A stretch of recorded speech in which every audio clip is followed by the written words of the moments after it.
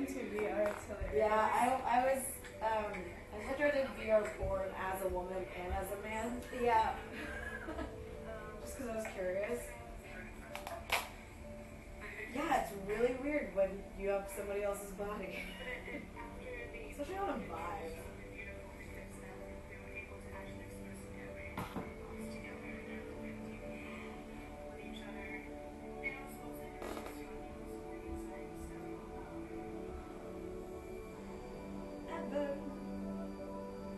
Okay. So, girl, is you ready? Yes. Want to hear from my idea? Yes, I do. Do you? I do know! Okay. So, I think that there's an interesting opportunity to have almost a... It's like customized, but it's like semi-customized, because if we were to identify like the key points as to why people support Trump, then that makes it much easier to mold in terms of custom situations. Oh, so one thing when you were saying about when you were talking about the green screen thing with the shirt, and like you were talking about like, well, when the person wants them to be like, you can take that off, I don't like you. One thing that I thought of is that the person who is participating in this experience is obviously open-minded enough already to try to want to understand. Right. So I think that the sort of guard up of disgust or like us and them sort of mindset isn't there, since they're purposely wanting to understand. Does that make sense? Yeah. Okay, so I think based on those those like segments, putting that into this sort of questionnaire, and on top of that having sort of like cookie cutter questions. So for example, like the green screen thing could be sourced from like, where did you go to school? Like if they logged in on Facebook or logged in through Facebook, wait, do you have to log in through Facebook for this sort of shit or no? Because if you're doing VR through your phone, you don't have to log in through things. Okay. It's just YouTube. Okay. Oh, you're right. Interesting. Okay. So then I don't know how that would happen. But anyway, moving on. Is there almost like a pre-questionnaire thing that you can have like on a YouTube video? Because if that allowed depending on the kind of experience I want to get out, yeah, I could because it could engineer. I could direct them to like which videos would be right for them. Yeah, and I say that because like, for example, if there's this, let's say like for some people like they're very, very close with their parents and really hold near and dear to their heart what their parents say, think, feel, believe, etc. And so like for some people like myself, that does not mean jack fucking shit to me. So like if I saw it, I'd be like, well, I don't believe what my parents tell me. Whereas for some people, that's a huge like resonation point of like, oh my god, like family and like love and blah blah. So like if there was someone hypothetically having a generalized conversation where they look at the person who's wearing it and like, you know, and being like, you know, like my dad, like I look up to him so much and da da da da. I really just believe what he said. He's like really he's really about like honesty and all these values and blah blah, and going on is they're explaining to someone else. And just be like, you know, like I really trust him, and he was telling me that like I'll have better opportunities under Donald Trump, and like my dad like has my best like intention at heart. Like why would I not believe my dad? Like that's a sort of, I feel like, resonation point for people who are really close with their parents, because you want to believe that your parents are right. Like you don't want to look at your parents as like stupid and wrong and like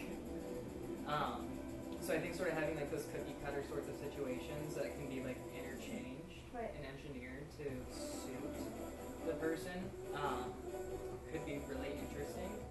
But then if you script those with generalized conversation, and by that I mean like no gendered indirect object pronouns when you're addressing the person wearing it, or like no specific references to like personal events, but more or less generalized things that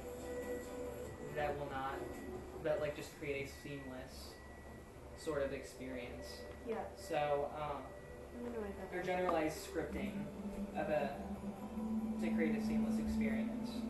But then I think there has to be like a deep explanation for the why. When people, because obviously it's really hard when people are like Republicans and they like don't know why, and they're just like and you ask them, you're like, but what makes you believe it? Like, I don't know, I don't do enough research. Like, so then why did you pick that one? That makes no fucking sense. So like I think, and for me growing up, this is how I felt. especially like in Cleveland, it's like a really trashy, just general mentality. And so a lot, and like the thing is, the Republican Party overall is like much less educated than the Democratic Party. However, in a place like Cleveland, it's like the complete opposite. And so a lot of like the Democrats and Democratic protests there, like they would just throw things obnoxiously, scream at people without like actually protesting. And it just like it just gave like Cleveland Democrats a really, really bad rap. And so I remember thinking like, Jesus Christ, like why are you yelling at my family like this? It doesn't make me want to side with someone. It creates this like us and them mentality. And so the idea of when someone says that they don't know, that they just feel pushed away by the us and them, and that of course when you feel pushed away by another side, you're gonna stick with those who you know and those who you've been with your whole life. And so you're gonna trust that in a lot of cases, I think. So I know that's actually a huge common point for a lot of people that I went to school with who couldn't like figure out their political affiliations and like would question like their upbringing in the Republican Party, but like would always be like, oh no, I just don't do enough research to like understand or know, and they just like leave it at that, but still identify as Republican. So I think like the deeper whys for that, with more or less a genuinely scripted explanation, because of course if you say like, I don't know, like I just don't know enough about it, like then people are just gonna like see that from the receiving end and be like, okay, well then you're stupid. Right. But like I think if you were to position it like, when I see these protests and like my family members come back from them and they've had things thrown at them and are beaten and called all these names, like that's my family, like I don't think of them like that. And so why would I side with someone who is intentionally trying to bring harm onto someone I care about and love? And sure, I don't do enough research to like understand and know, but like at this point in time with what I do know is that I'm supposed to like stick with the people that I know, love, and care about, not people who are trying to inflict harm on them. Right. So I think in a lot of cases it's that cliquey family niche bond that causes people to blindly affiliate with a political ideology. Yeah. Okay.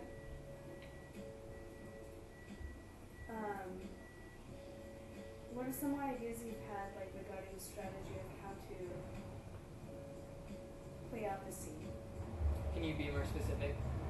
So right now you suggested custom scenes sewn together. So what I imagine is like, depending on the questionnaire, we have different scenes that can be chosen from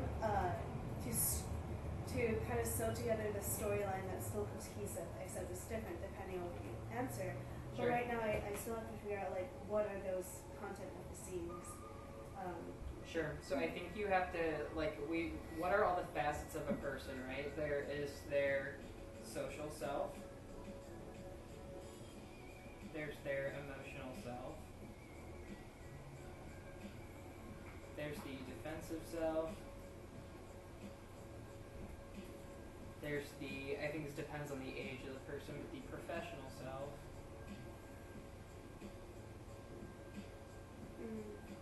And then I think there's the quote unquote, I don't even know if this is the right thing to call it, but like a real self or like a deeper self. Like it's who you are behind closed doors sort of thing. Yeah. Behind closed door self.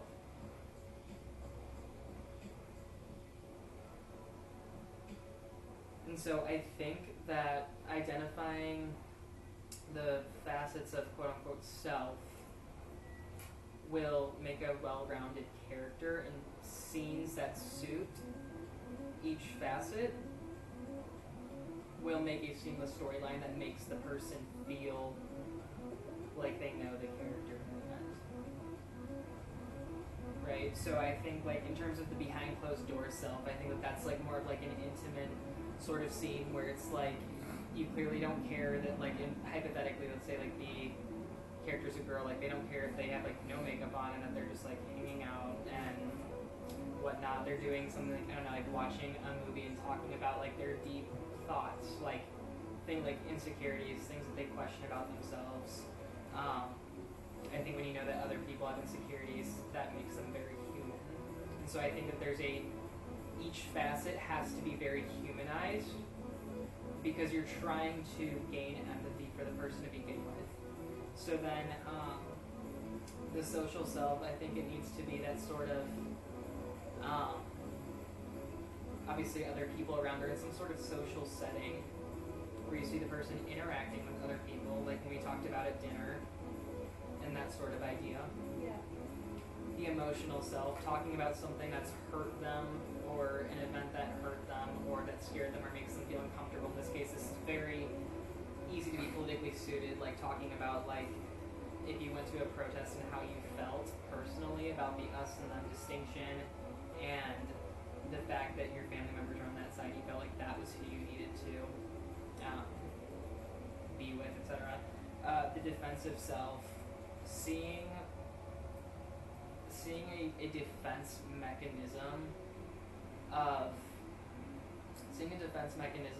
like some sort of political interaction. And by that it can just be like, I don't literally mean hitting someone, but the way that they react in terms of getting pissed, getting fearful, etc. But then the professional self then can obviously tie in with how they handle those awkward situations with people that they don't know. And then so we can tie race to that one, for example. Yeah. So I know that's really general. I don't know if that helps. Does that help? It helps with character curation. It gives you more to think about.